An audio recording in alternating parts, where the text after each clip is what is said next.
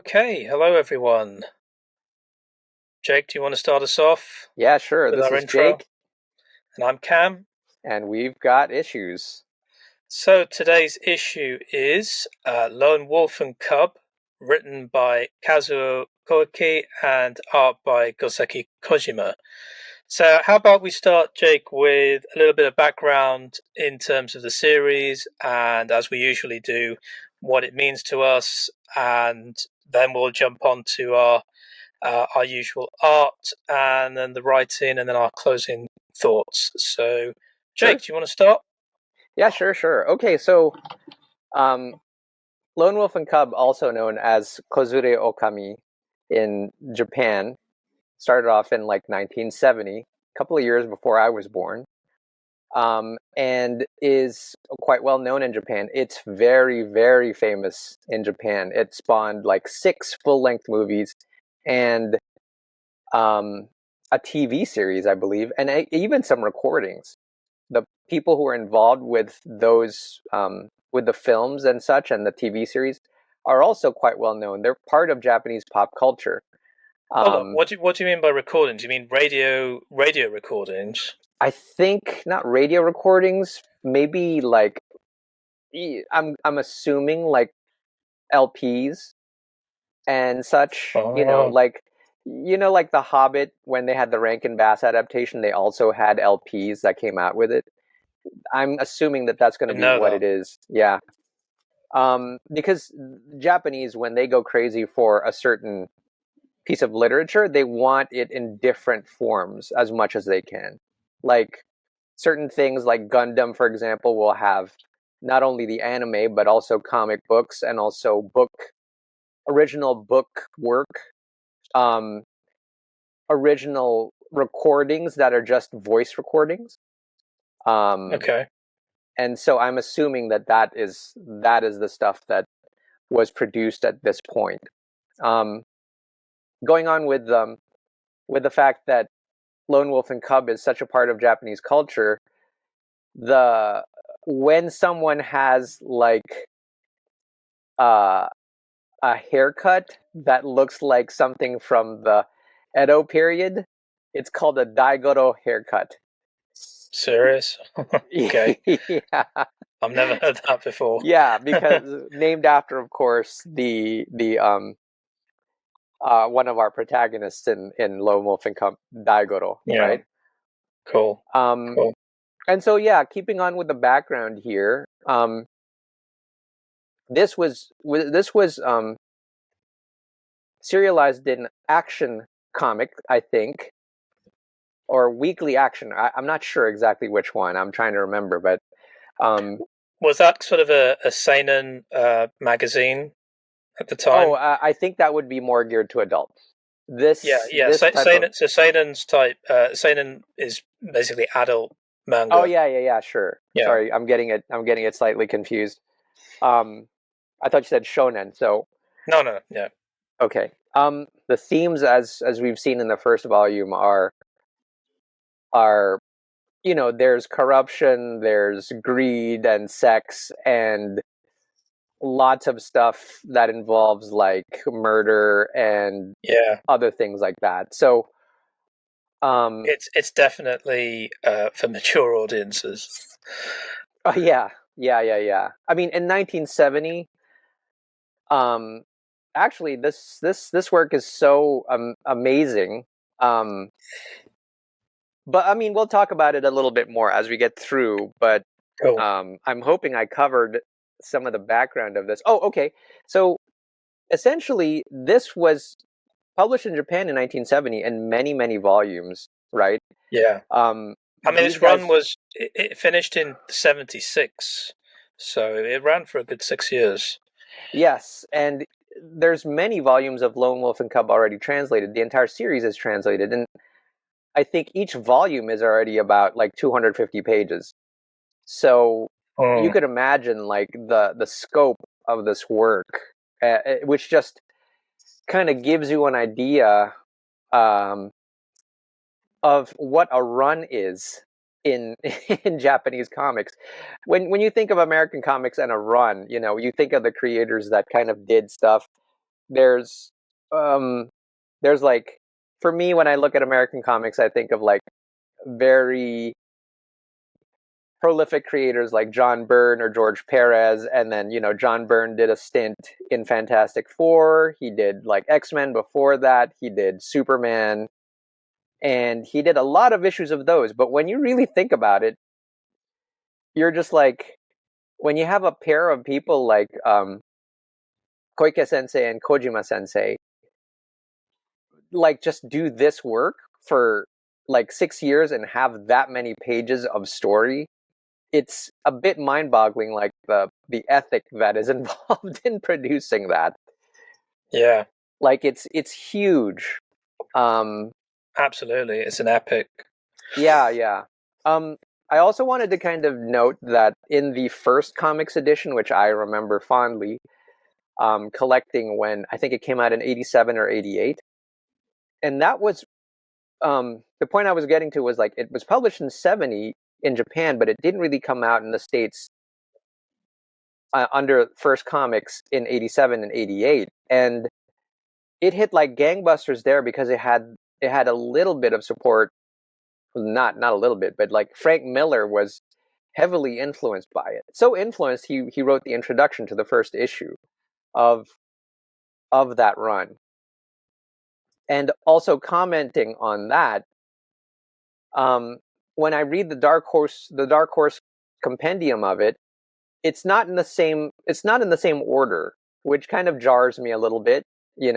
I think First Comics took a lot of liberties in like how it presented the story, and so the first issue, um, actually of First Comics, is presented in the first volume, but it doesn't come later because it's the origin story of how he got his start in a way.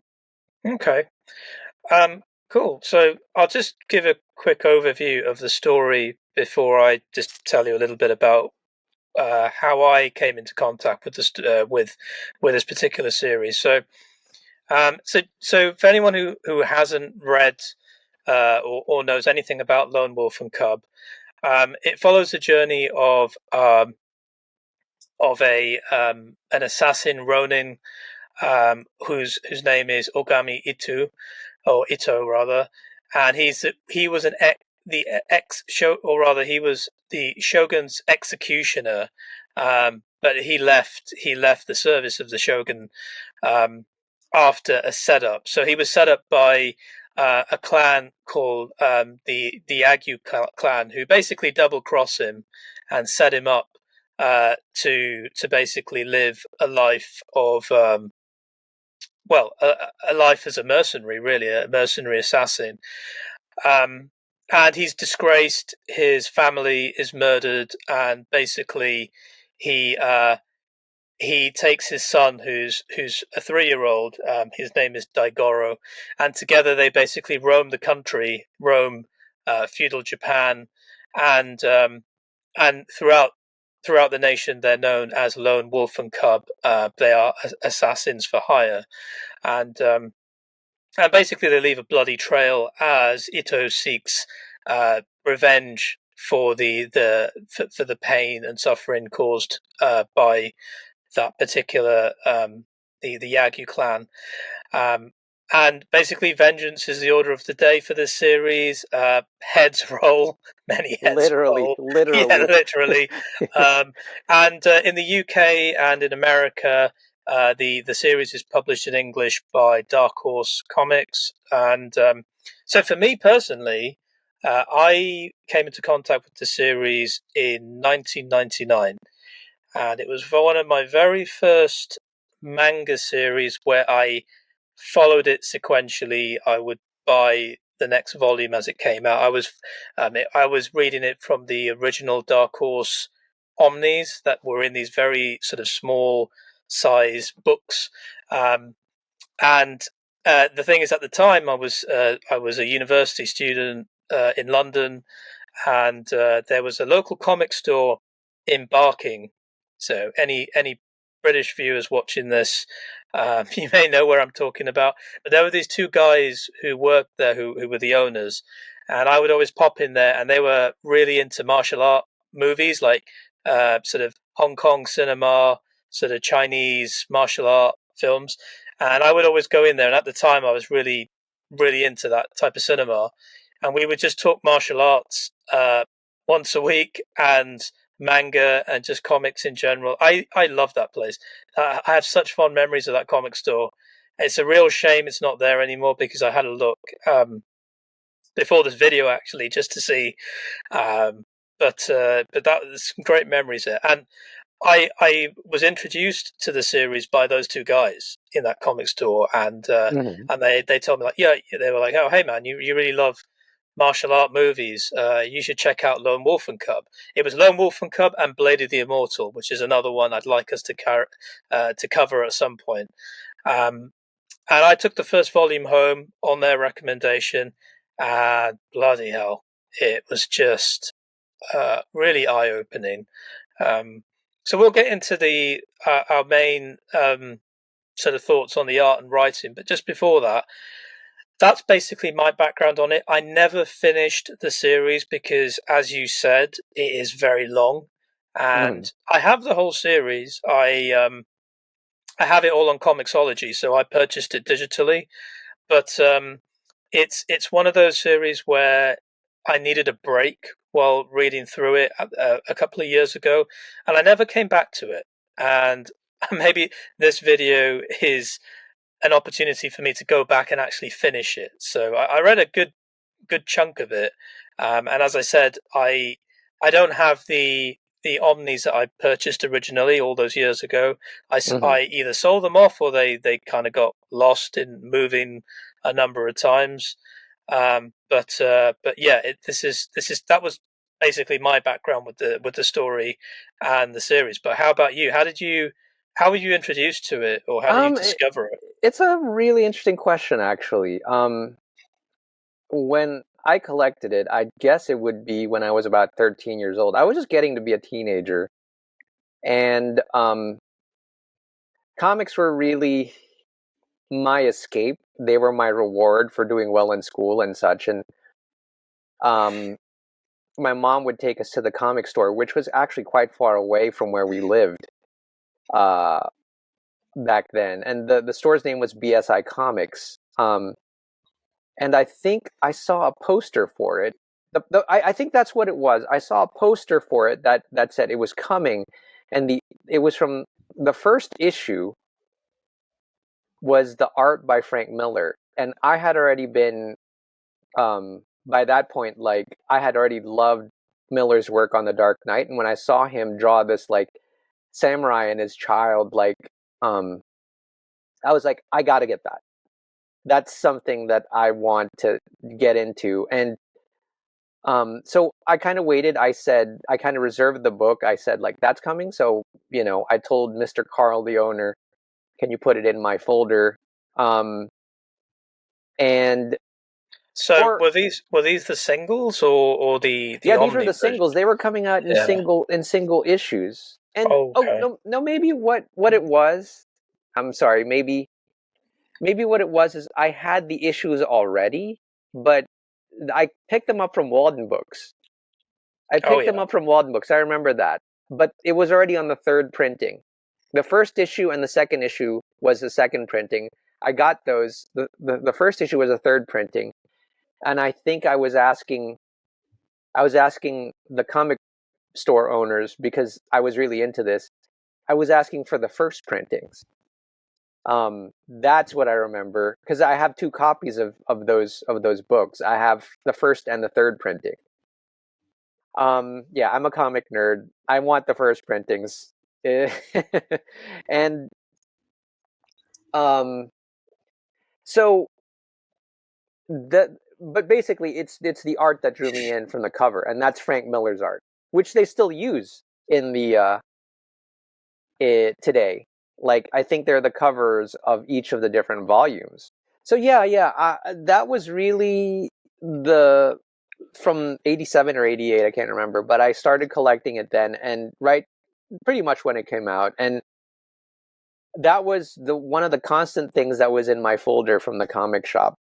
And so I collected it as much as first I think as much as I was collecting comics into the 90s, Right.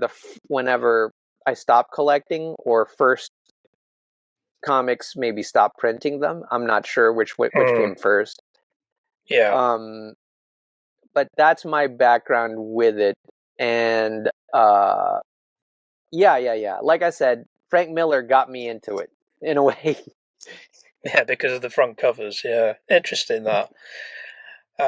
Okay, cool. Let's move into the art then, as we normally do, and then we'll move on to writing. So, do you want to start off, or shall I Sure, sure, give you my two sure. cents first? Um, but why don't you go since I just went? Why not? Okay, cool.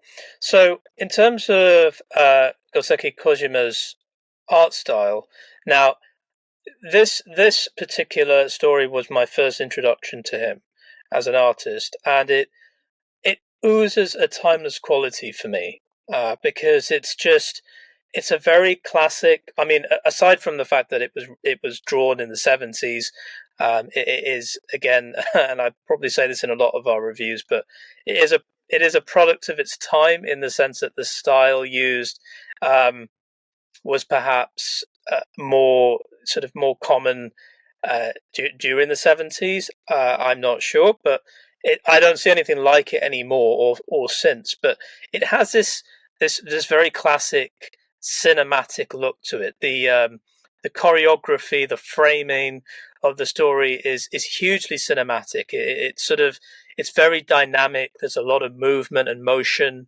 That's really, really well translated on each of these panels. And to me, the character designs they're so enigmatic. They're so full of character. Everything is so intricately and purposefully drawn, is how I would describe it. In that there's no fluff here. Everything Hmm. is very, very purposeful, very specific. Um, it feels to me almost as if the way this was drawn was as if viewed from behind the lens of a movie camera. It's very cinematic. I keep saying that because that's the best way I can describe it. The environmental pans, these really these epic scenes, these two-page spreads, even sometimes, um, of the sort of the natural environment, uh, the architecture, um, the very subtly expressive characters. It almost, those. There's a lot of close-up shots of people's faces. It reminds me of sort of the Sergio Leone spaghetti westerns. Yeah, yeah. Sort of the good, the bad, and the ugly. I don't know if they were somewhat inspired or influenced or vice versa. I don't know, but having seen those films much, much later after they came out, because I mean, I grew up in the 80s and 90s, um, I can definitely see parallels. And again, it's just very, very cinematic. Um, I've got more to say, but why don't you tell me something about how you felt about the art, and I'll sort of bounce off some of Well, those. actually, like what drew me to the art was also kind of paralleling Miller's style because I think he got a lot of influence from um, Kojima Sensei in his pacing, especially. You could kind of um, make a parallel and a great comparison with how he does his early work in Daredevil and some of the panels in Daredevil to some of the action work that is happening in Lone Wolf and Cub. It's and the brush work and the ink work that um, Kojima Sensei does is very much like you said, it's very cinema, but I think his influences were actually his native cinema, like Japanese cinema, Mm, probably mhm. because his like the last things that he worked on before his death, I think in 2000 were uh manga that um did homage to his favorite director, which was Akira Kurosawa. I was just about to say it screams Kurosawa. Yeah.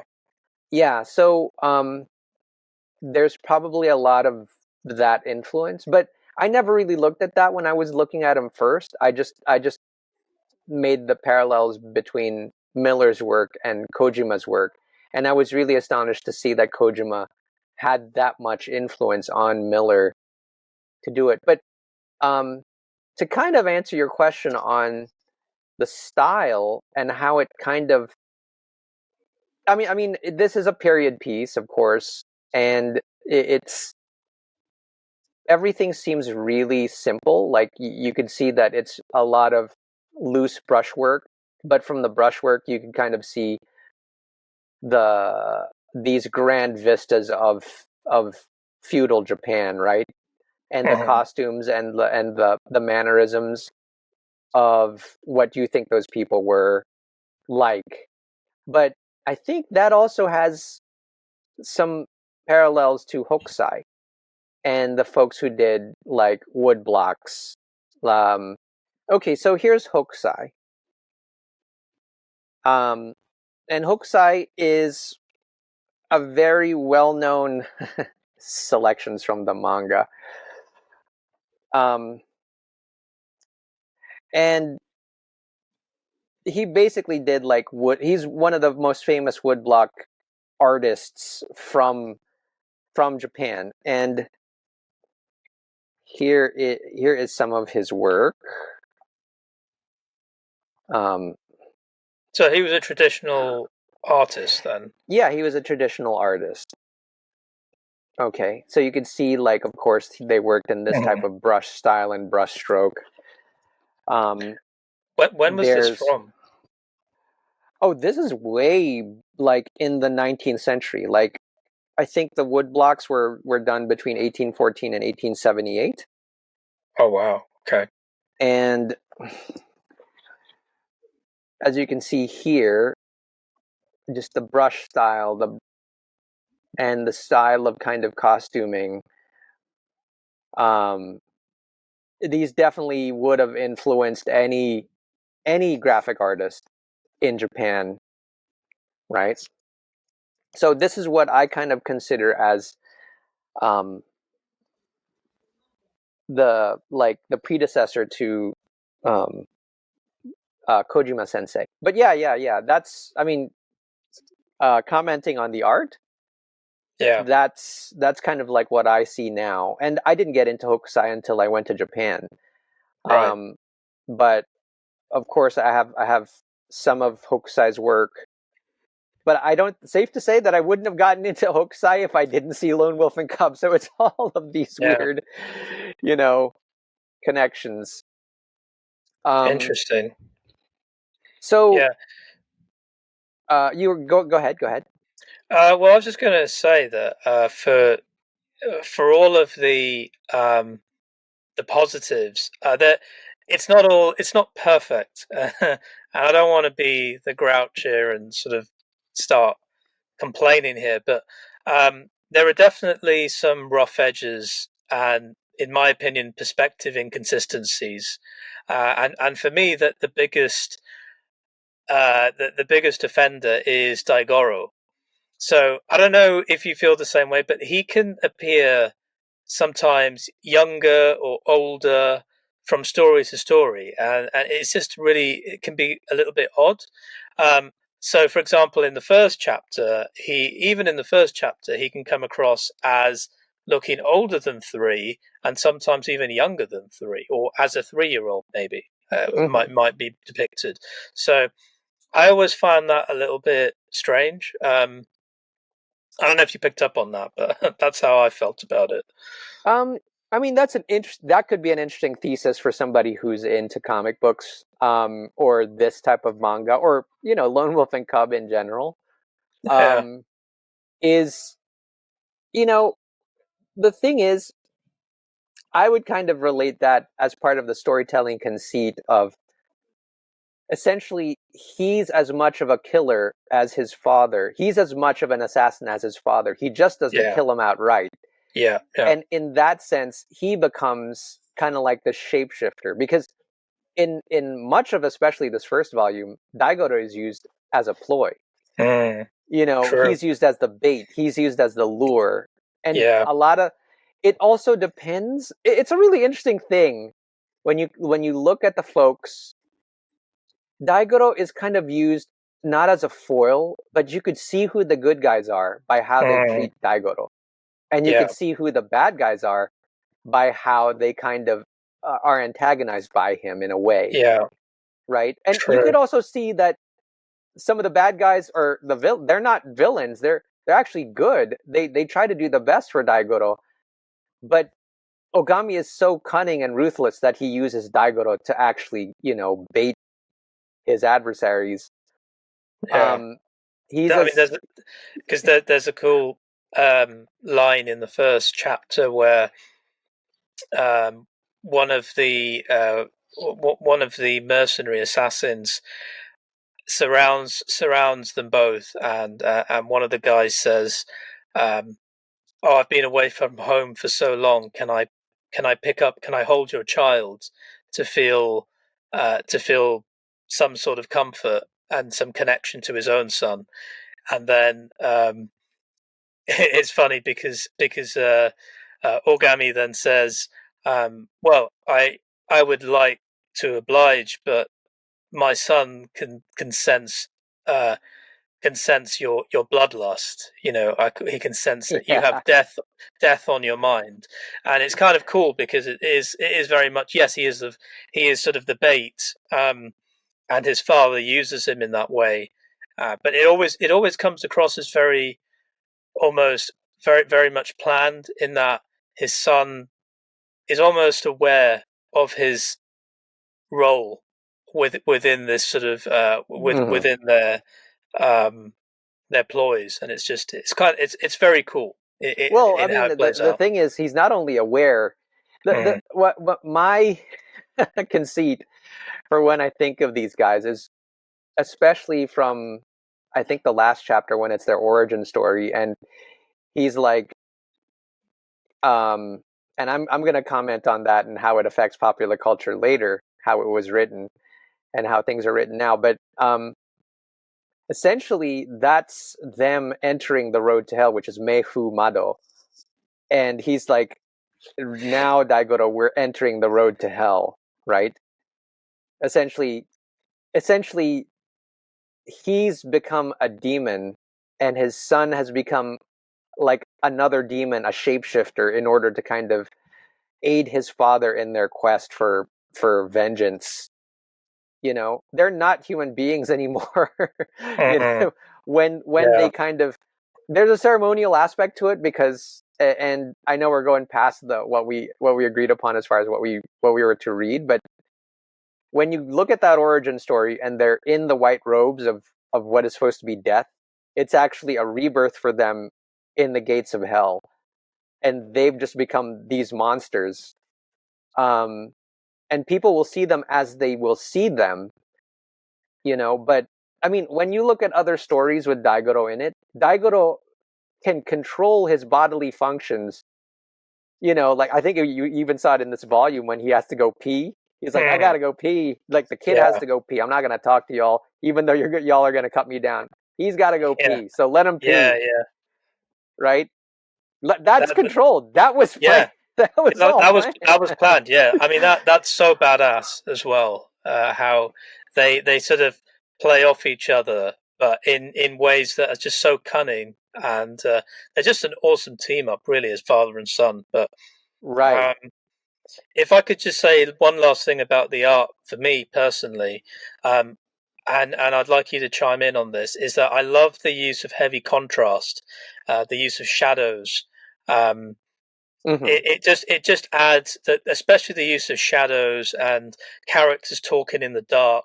It really adds to the sort of dark tone of the tale. It's very atmospheric. What do you reckon? What do you think of that? Yeah, I agree. I totally agree. Like, um, Kojima Sensei really does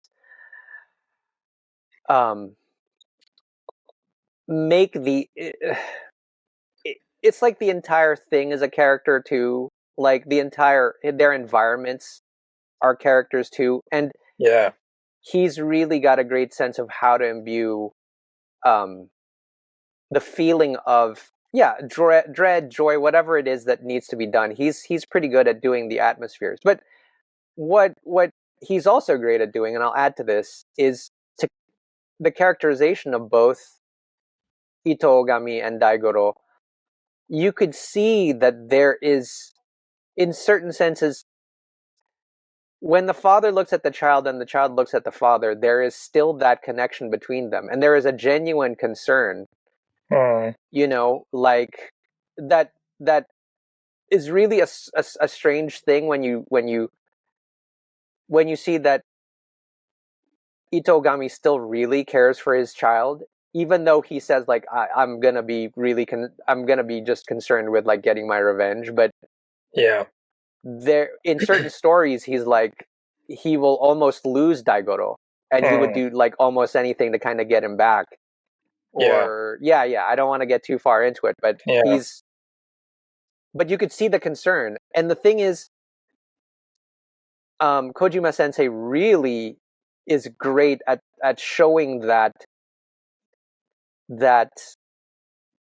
sense of love. And then there's also Mm. he's also great at showing a sense of dread and pervert and horrific. Once their victims really realize that they're father and son, and he's using his son to do all of these nasty things. He even captures that in the artwork so well. You're just like, God, I can't believe you would use your son for that, you know? Yeah. Absolutely. Yeah, and that really moves, that segues quite nicely to the writing in terms of how these characters are portrayed. So for me, starting off with the fact that Kojima Sensei sort of does a really great job for me of predominantly portraying our main character as a silent protagonist. So Mm-hmm. Ogami he's very much, a lot of his presence is physical as opposed to communicated through prose.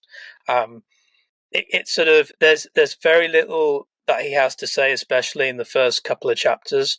Mm-hmm. Um, it's this stoic appearance that he has. It very rarely sort of, it communicates the pain really well that he carries, but not just for himself, but for his son. So it's very much, again, I mean, I know we're talking about writing here, but it's written in such a way whereby there there is very little room for unnecessary dialogue between certain characters. Again, this harkens back to the Sergio Leone parallel. It feels very much about characters who communicate through their physicality as opposed to through words. So I thought that's really cool. What about you? What are some of your points? What is really cool is that there have been ideas like this before, like wherein there's a male protagonist and he's also got like his sub protagonist is his ward. Um, Going into manga and anime, there's Leo the lion, the white lion, Yeah. which was what the Lion King is based off of. That actually preceded this, Yeah. right? That was before this. Um, That's Tezuka, right? I think it might. Yeah, I think Yeah, it's yeah, it probably is. Tezuka. So, I think it is. Yeah. and the thing is, there's also like um, superheroes and their sidekicks. Of course, the obvious one being Batman and Robin, and then there's Captain America and Bucky and such. But there's never been uh, there's never been a treatment like this one where it's actually your son. I think that is in this, like, basically your co-murderer. You Mm. know. Yeah, um, a 3-year-old, no less. yeah, and what it kind of, the characterization, and the thing that Koike Sensei is really great at is to make the interesting characters, right? Like that's I think his bread and butter and what he's really known for. So um, to make the characters stand out and their actions kind of speak to how they are as characters. I'll kind of not look at Itogami as much as I kind of was looking at Daigoro. Mhm. because Daigoro, I think, is more agile as a character, um, and everything basically can happen through his eyes too. Some of the story is then put through his eyes too. Yeah. Um, Oh, I see what or you mean. Yeah. yeah, so and then like in one of the panels, he's kind of entertaining the the the other people who are hiring him, like by imitating an actor, you know. Yeah, yeah, that's a really weird scene, but yeah, it's good. Yeah, they're just like, hey, look at this, you look at this kid, he's Yeah, totally like imitating one of the, you know, yeah, like an act, like a theater act. yeah, And he's like, yeah, and they're just marveling, hey, how could this kid do this, like. yeah, And at the same time, you know, like, there's certain, speaking of his eyes, have you read that one? This is from the first comics adaptation, but there's one where he's supposed to have the same eyes as a killer, and then yeah, somebody, yeah. I yeah, don't remember what chapter that's in, yeah, the but he Shishogan has, eyes mhm, is what mhm, they were, yeah, and the eyes of an assassin the or eyes whatever of a, it yeah, was. yeah, and Yeah, he's like, a samurai kind of recognizes that and kind of says mhm, like, where did you get the, how did someone so yeah, young yeah, get those cold eyes. yeah. The eyes of a um killer, absolutely. um Again, and going back to the art, like when that's portrayed, and you could kind of look into this stone-faced expression that Daigoro can do, Yeah, because he's witnessed so many deaths, you know. mhm, It's so it's it's it freezes you. It freezes yeah. you as the reader, and you just go like, dang, this is one tough ass kid, you Yeah, know. and that's what's so cool about it. Daigoro. In fact, I'm going to say he's probably my favorite character, in that he can be his duality is so interesting in that he can be a child, a very young child on the one hand, and then he can also be a complicit cold killer on the other, and his maturity is really quite fascinating in that he's always aware of what role to play, and it's written in a way that isn't cheesy or ridiculous. It's written in a way that's very believable. It's just that, Yeah, as you say, this kid has seen so much horror and so much death and brutal murder, basically, that to him this is an everyday act of life or a facet of life, and it's just really interesting to see how that's translated not just through the art but through the writing, because um, as you say, it's the writing is reflected on the people who are observing his interactions and hmm, his behavior. So it's kind of yeah, the example you gave was a really good one, where he's imitating sort of an actor, a stage yeah, actor, yeah. It's a state. something like Yeah. that. Yeah, Well, the thing with that is like, this came out like in Men's Action Weekly, I think. I think it was a weekly thing. Um, and the people who were consuming this back in the 1970s were the people who basically built Japan up. You know, the salarymen who basically didn't come home to work, didn't come home from work, and were always like, you know, pretty much, if you still, I mean, that's still prevalent in Japan now, when they're you're just like, probably the same people who are keeping the manga industry afloat. yeah, yeah, exactly. It's a very traditional male audience who have these kind of traditional male values, and it's, you know, in Japan, there's such concepts as like when I lived in Kyushu, Hmm. the men from Kyushu were stereotyped as Kyushu danji, which are men from Kyushu, which are just like gruff on the exterior. You know, they're supposed to be like gruff on the exterior, can handle anything. They'll they'll their nickname for their wives is Oi. You know, What does that mean? it means hey. um, Literally, just oi. yeah. So what it is, and that's the thing too that I wanted to comment on is, Yeah. to have. I'm not that good at my Japanese anymore, but Yeah. when I read this again, and having lived in Mhm. Japan for as long as I had, I could just, it's so rich with language that it's so, you're just like a lot of, I mean, there's a lot of terminology here that's been put from the Yeah. original Japanese, I mean, and didn't Mhm. change, but a lot of things will totally get lost in an English translation by, for example, like how they're addressing each other, how they would be like, how one could how one could see language as an insult, right? And you could see that in some of the Mhm. chapters where he's like, don't Mhm. address our Lord like that.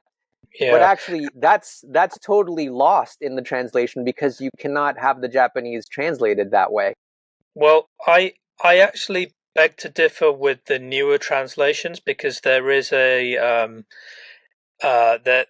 is a glossary at the back which refers to some of the examples that you gave, especially the level of formality into for the time, Hmm. and it does go into that. Now I don't know whether that was in the original singles that you read, No, but in no, the the later glossary is, omnis, it's the different. glossaries I think were in some of the issues, but Okay. what I'm saying is like just from reading this and even just the written language, Yeah. nothing being in kanji, right? Most of this would be in kanji. Um, but I'm speaking about like the formality of how they actually will have addressed each other and the different types of verb conjugations and things like that Hmm. that you will never be able to translate into English. Hmm. The nuance of it, which you Interesting. can only really get, uh, Yeah. Western audiences can only really ever get this if they watch a feudal era Japanese TV series, or even just maybe the movies. If they see Yeah. it and they know a little bit of Japanese, they'll see that the language itself and how it was written Yeah. conveys so much, and so much of it is, a lot of the English translation really depends on the art to carry it in a way. When the language kind of gets lost from the original, Yeah. especially with how deep the formalities go in Japanese, Hmm. there's something that you'll never be able to really get. And that's something that I would love to visit if I ever get like my Japanese proficiency tests up, um, is to Yeah. read this in Japanese because I can't do it right now. Like that, my Hmm. level is not that good. Yeah, I mean that's a whole subject that we could talk about for hours in terms of translation and how, especially for the manga industry in the West, um, how translators come across these kind of these challenges in terms of, on the one hand, making the translation accessible to to us as a culture in the West, but also at the same time maintaining the authenticity of the original text. So it's a fine line, and I think, in my opinion, Lone Wolf and Cub, at least Dark Horse's releases in English, from the late '90s onwards, to me did a pretty good job of that. Only in that, I felt it felt authentic to me, and you're absolutely on point in that. I'm sure it doesn't capture all of the nuances that the original text would have done so, but I think it does enough to translate the time period where the story takes place, and also the kind of the kind of the the kind of expectations and formalities you would have had when speaking to sort of a society built on hierarchy, which the Hmm. story is based within. So, I the only criticism I have with the Dark Horse releases is that, because there's so much Japanese terminology here, um, that is, that is in Romanji, written in Romanji, which is like English characters.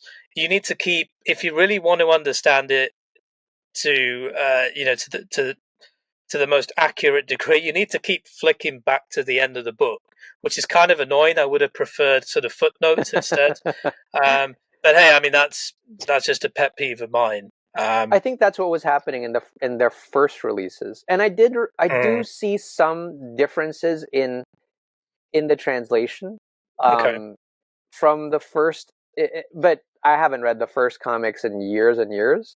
Yeah. And just revisiting the Dark Horse versions, I could see that in the back of my head, I was like, "That's not what it was when I first read it."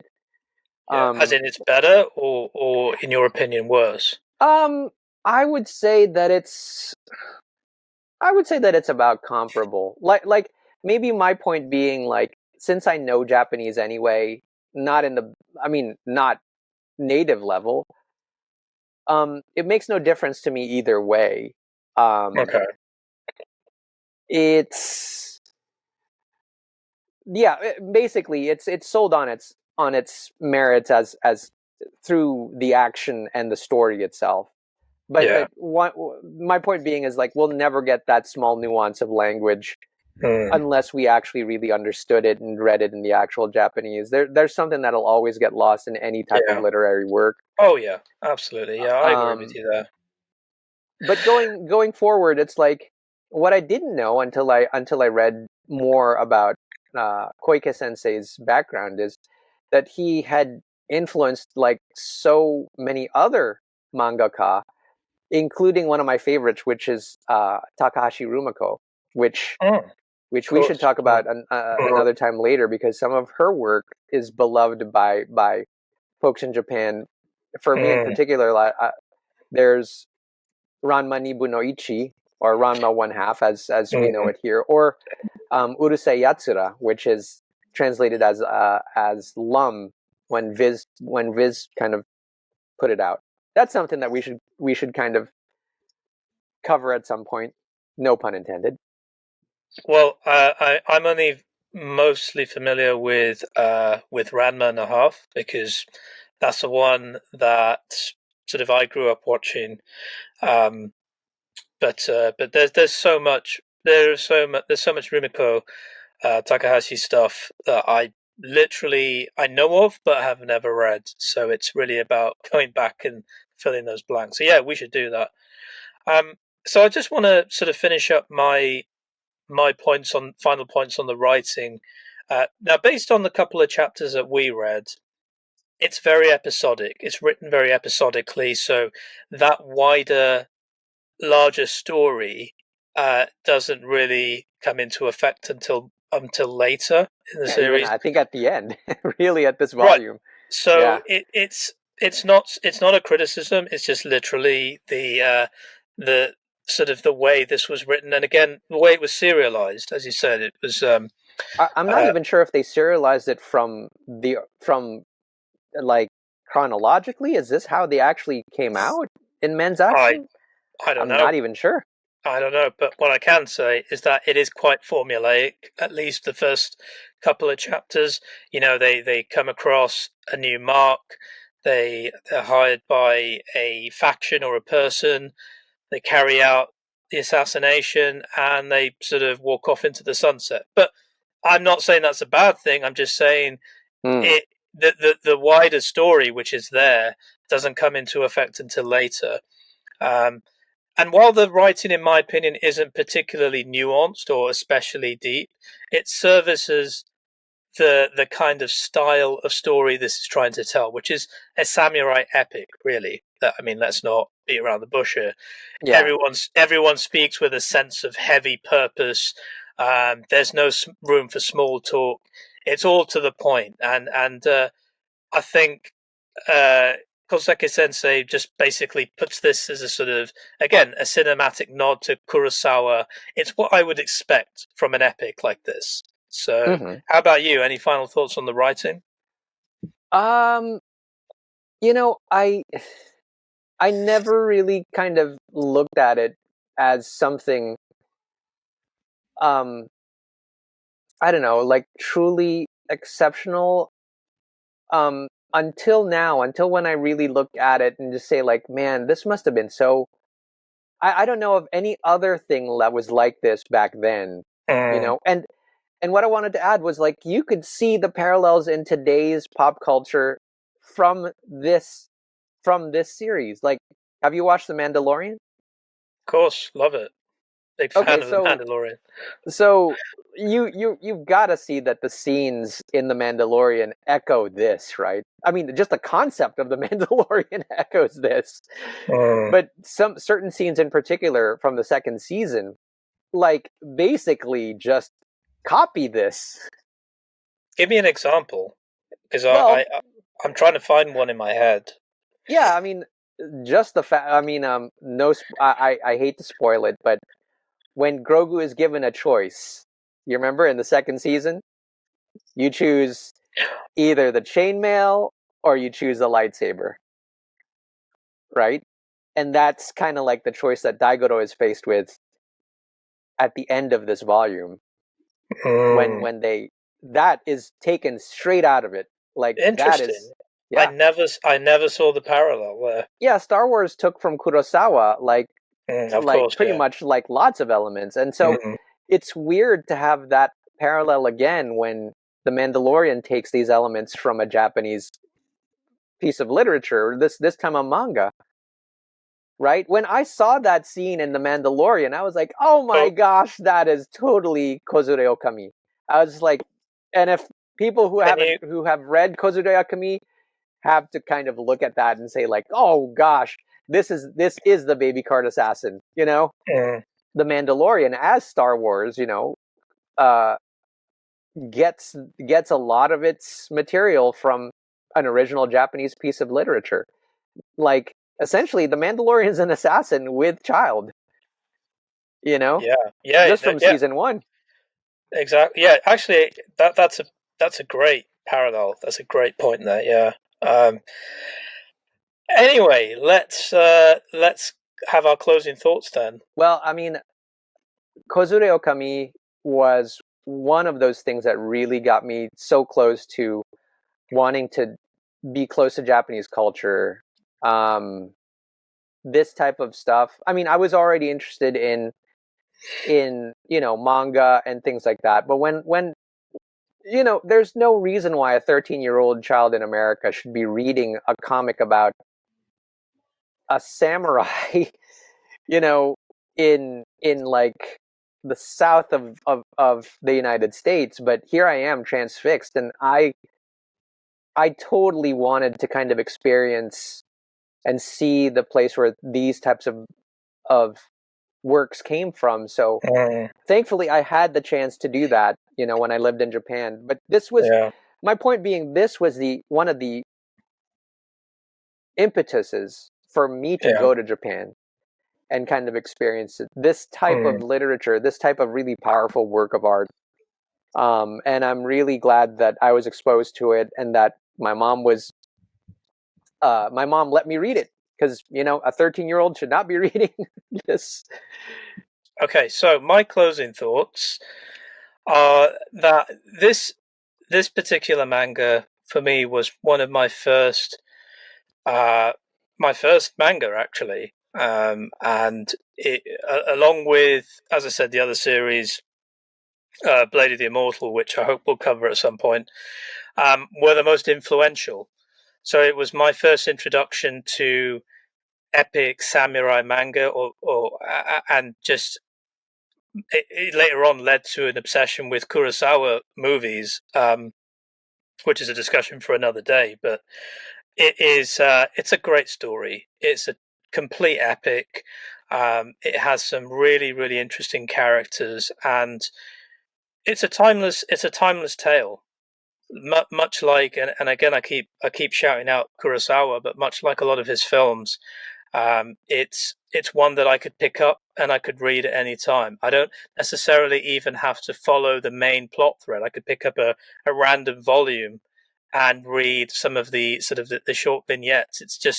It's very accessible, and at the same time, if you stay the course and follow the entire story, which I haven't done, so in a way, I have a lot to look forward to by reading the entire series.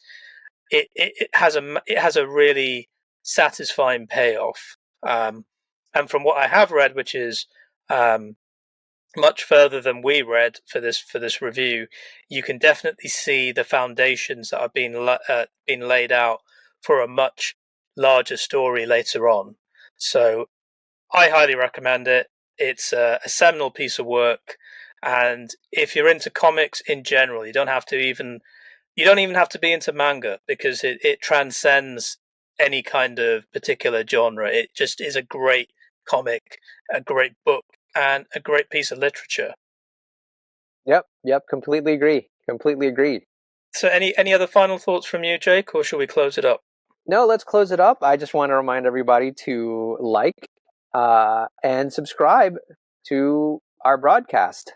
Absolutely. If you like what you see here, and if you, by all means, also comment. We'd love to hear what you think of some of the books that we look at. And other than that, hope you all had a good holiday and happy New Year to everyone. And yeah, we look forward to seeing you in the next one. So thanks Yeah, for Happy New Year, watching guys. Happy New Year. and take care. We'll see you in the next one. Bye.